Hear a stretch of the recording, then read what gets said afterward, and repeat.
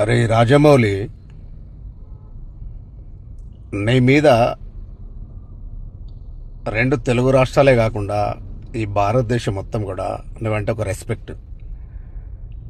నీకున్న టాలెంట్కు నువ్వు మంచి సినిమాలు చేసి పబ్లిక్ని ఎంటర్టైన్మెంట్ చేసి వాళ్ళందరినీ కూడా సంతోషపరుస్తావని అనుకున్నాం.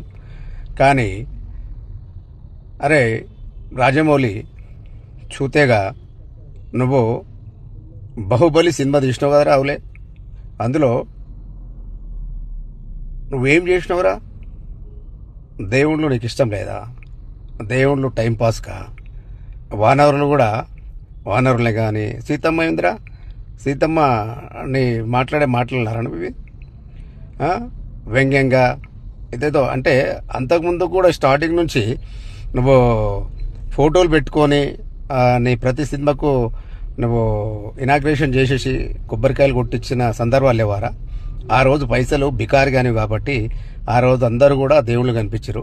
ఈరోజు బాగా డబ్బులు వచ్చినాయి, గుద్ద బలిసింది కాబట్టి మాక్యలోడే ఇవాళ నీకు దేవుళ్ళు కంటే కనిపిస్తలేరురా.